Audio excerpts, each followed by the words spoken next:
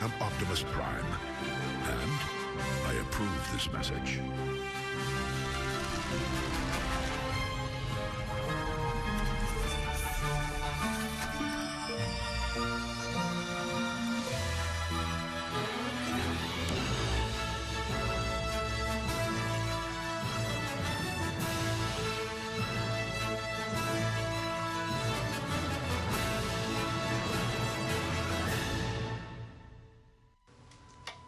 Wow. Welcome to our warehouse. We really do have monsters in our closet. Yeah, I can see that. It's where we keep everything before Salt Lake Comic Con, hanging out with our fans. And here's Ozog. You know, I met Manu, and he is so much more attractive in person. You're not the only one that thought that. I believe it. Oh, Gollum, here he is just hanging out. I think the trolls are back here taking a nap. And Han Solo, wow, and Carbonite. You guys really do pull out all the stops for your fans. You know, the fans wouldn't have it any other way. We've traveled all over going to conventions and events. We discovered we have the greatest fans in the world. In fact, most conventions don't come close to the dedicated cosplayers that we have. Cosplay, that's costume play. So people get all dressed up as their favorite heroes and books and people from pop culture, right? And acting the part. Yes, and our fans are out of this world. They go all out when it comes to design and craftsmanship. In fact, they actually take on the persona of the characters that they're portraying. It's a lot of fun. I heard we have the biggest number of cosplayers. And the most dedicated, accurate, and detailed around. Some look like they just walked off the movie set. Oh, hello.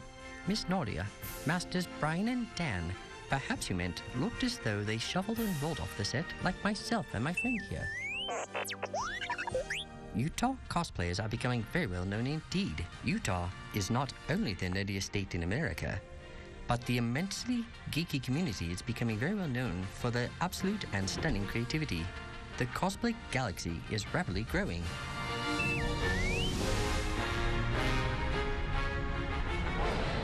Some of these cosplays are just really awesome. So cosplayers is a relatively new term. Actually, I didn't even know what cosplaying was. I was cosplaying, I didn't know what cosplaying was. It's fun.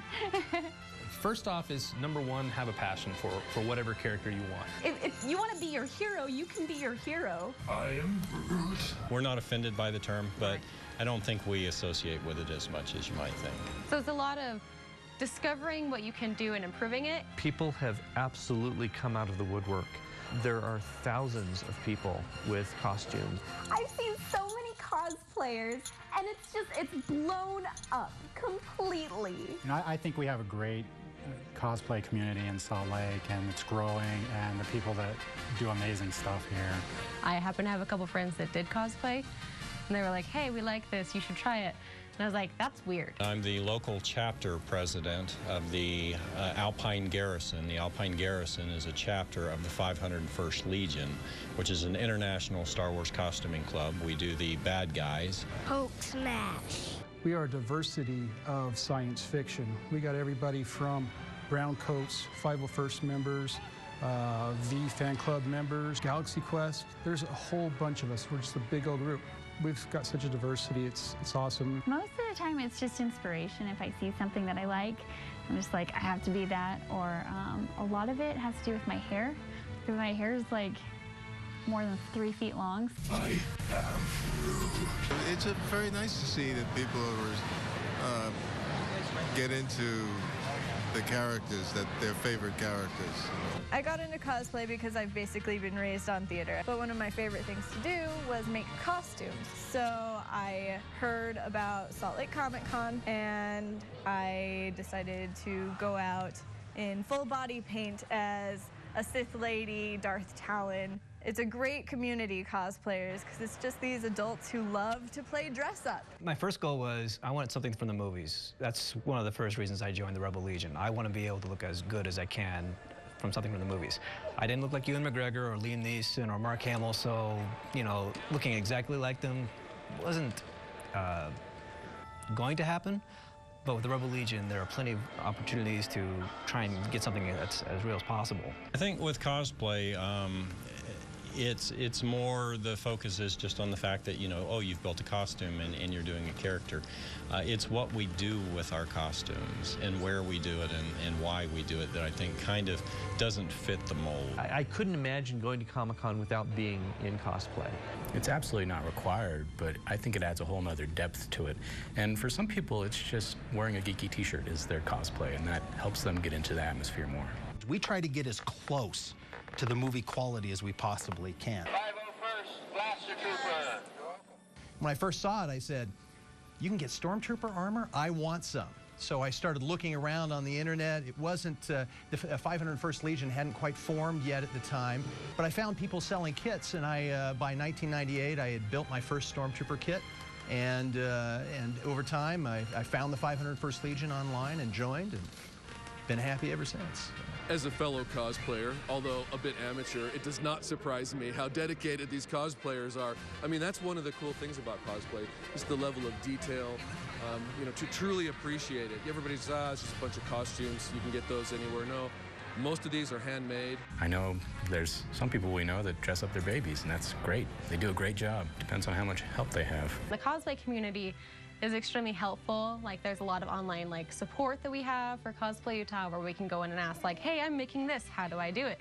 Or this wig in this color with this style, and everyone just kind of helps each other out. You go up to someone and ask them how they did their costume, they'll happily tell you. I have never had a single cosplayer in the state say, no, I'm sorry, I can't help you.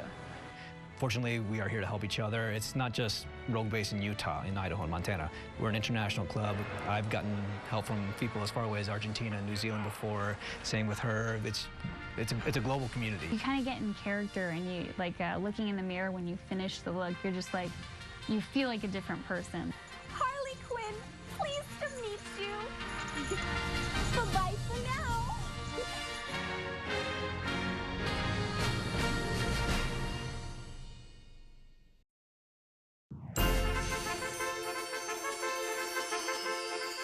You know, the one thing I find really amazing about cosplayers in Utah is their dedication to becoming real-life superheroes. Yeah, they practice cosplay, C-A-U-S-E play. That's right. The amount of time they spend dressed in costume has increased substantially as they participate in the community. They used to dress up at conventions once in a while, but now they're getting in character once or twice a week. Becoming our real-life superheroes.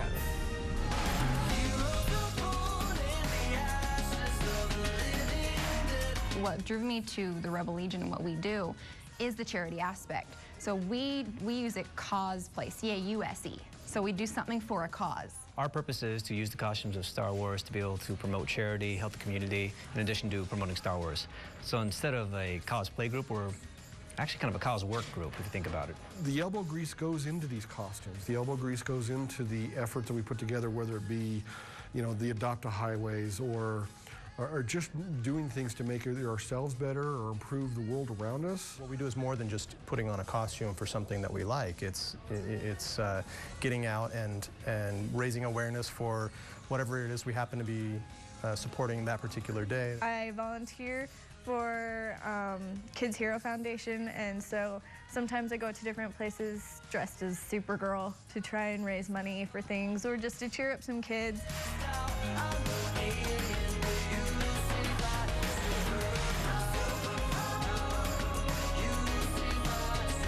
We are a charity costuming organization. We've worked with organizations like the Make-A-Wish Foundation, Toys for Tots, Muscular Dystrophy Association. We have done hospital visits.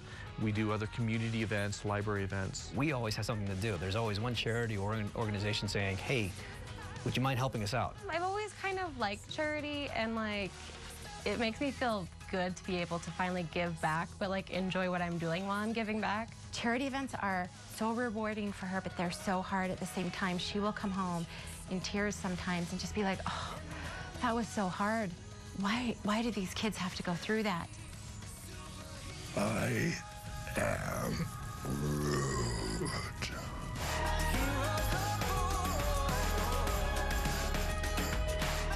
With great power does come great responsibility. And this woman just comes up to me crying, saying how much Chewbacca means to her and how important it was, and just kind of going on about that, and she thought I was Peter Mayhew. She didn't realize that I was just dressed up like this. She thought I was actually him. As we'd walk into uniform, they would all recognize that uniform, and they would come up and they would gather around with you, and you could sit and you could read a story to them or something like that. People will ask us, why do you wear these uniforms? And I look at them, I say, it's flypaper. Aspen is really unique to me in the way that she actually researches her characters. She actually choreographs in her mind how she's going to be that character and how they move and how they walk and how they act, or even how the certain looks they give. You are that character to them, and so you kind of have to live up to that. You have to have that princess presence and just be able to handle that responsibility. We do a lot of bedside visits, and I did something which I never do, which is I unmasked myself, and she started jumping all over the bed. It's a girl! You're a girl! I want to be a stormtrooper too! I think that was one of my favorite moments ever. I am Groot. Yes, I've spent about $1,500 on one costume, but how many children have I made smile? How many times have I been able to bring awareness to a cause?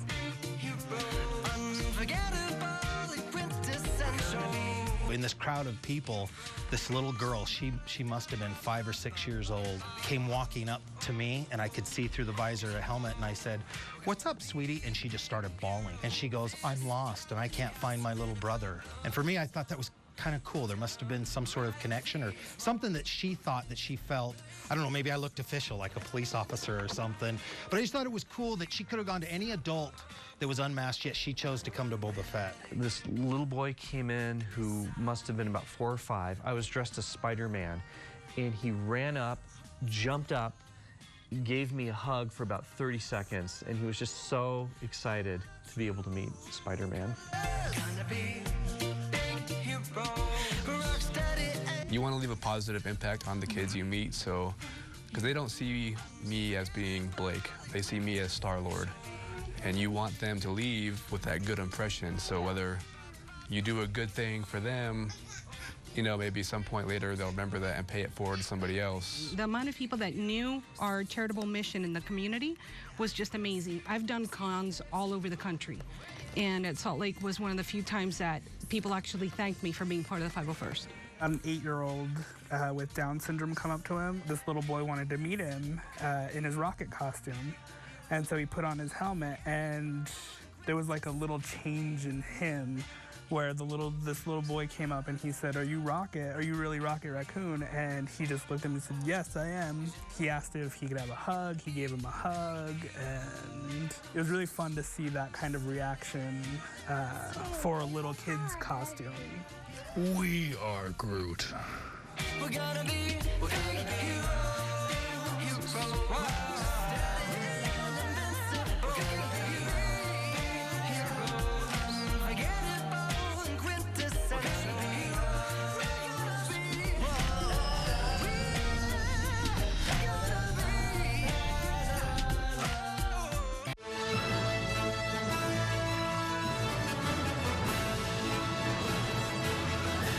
Are you aware Utah is one of the biggest producers of viral videos on the internet? Yes, we're actually the 2nd largest producer in the world. And a lot of those videos star Utah cosplayers. Stormtrooper twerk, dancing stormtroopers. By Scott DW, January 2014. 7 million views. How exciting.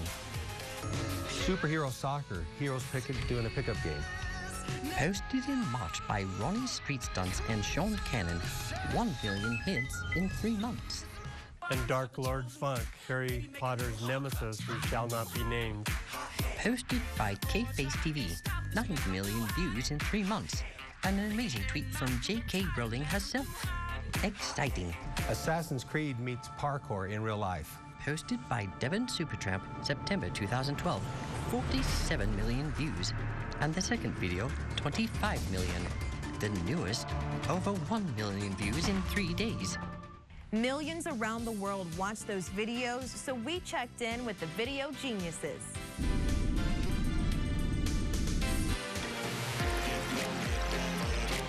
I just decided I wanted to do a dance video, but something that no one had ever seen before, just something kind of quirky. It just came to me one day that seeing stormtroopers dance would be amazing, and creating kind of this story of like, what do stormtroopers do when Darth Vader's away? So I pitched the idea to Jason, and his first response was, "There's no way we can dance in those things."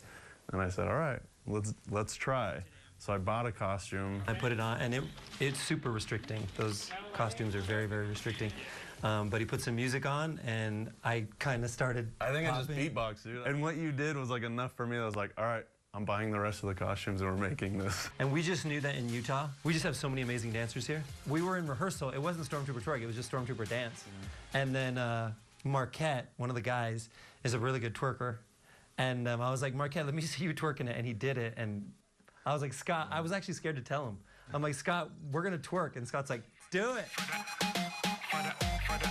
After the success of that, it just confirmed to me that creating dance videos combined with the music and storytelling, which I love, all of those elements coming together were just like so fulfilling for us.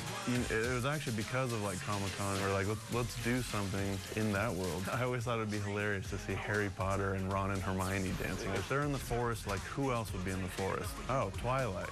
Let's have them both meet in this like common place. Totally two different worlds, and have them dance battle. And Scott doesn't spare any expense with the videos. He doesn't like the costumes to look bad, the set to look bad. Star Trek was a fun video to put together, / very difficult. I want this to be authentic. We rented anamorphic lenses, the exact same lenses that they shot Star Trek on, which are very, very expensive and are only in LA. People on YouTube started talking about the dance battles. Under every video, he says, "Who do you want to see battle next?" And it always views 697. There's thousands and thousands of suggestions, so we've got our work cut out for us.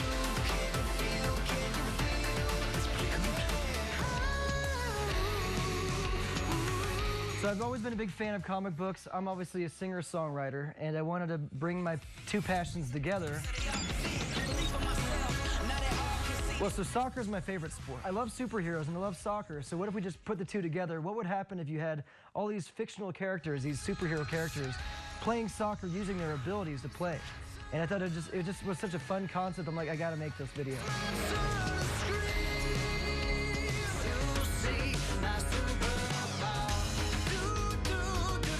It's awesome watching these cosplayers. You know, they're great at it. They have all different personalities. There's a good variety, and having them lip sync my song is really fun to watch because it's my baby. I don't have to like figure out how to create the costume. I don't have to create, I don't have to find someone to train them how to act the character. Instead, we can just say, hey, I need a cosplayer for this character, and boom. Nerdy with me. Tell me what game that you get on. I had the idea for my first one, Talk Nerdy to Me, which was conveniently my first viral video as well. And it was based around all this kind of nerdy, geeky content of, comic books, games. Talk nerdy to me.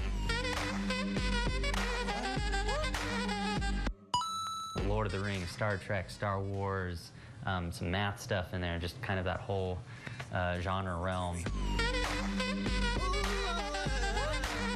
Talk nerdy to me. I wrote out Dark Lord Funk. It kind of hit me, hey, I could do a Voldemort twist on this. I got 5 million views in 5 days.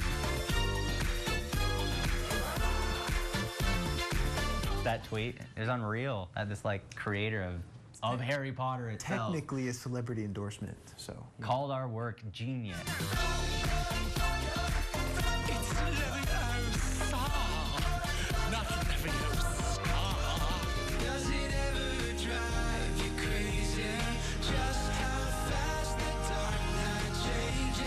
The cosplay community here is pretty eager and pretty awesome. On our most recent one, Dark Knight Changes. It was a Batman-themed one. And so we reached out and got a couple local Batmans, 3 of them, 3 different from totally different Batman suits, and Catwoman and Bane, all Utah cosplayers. All singing One Direction. All singing a One Direction song. What we do. Time to go solo. Hey, Bane. Goodbye. You can't just leave the group, Zane. Bane. Bane left the group.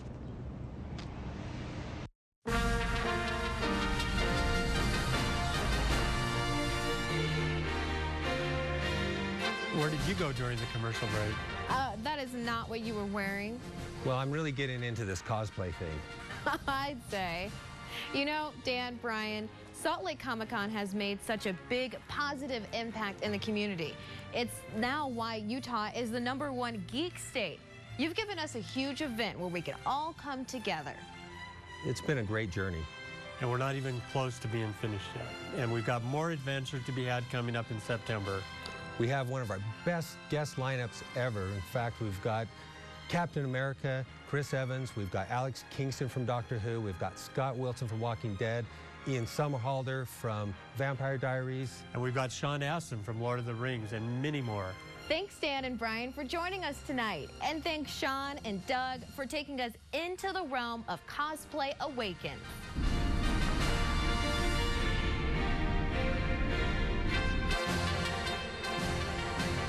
We were watching Salt Lake Comic-Con just grow, and it was just astounding to us that a first-year con was able to do what they did. Kind of like that scene from Jaws, you're going to need a bigger boat.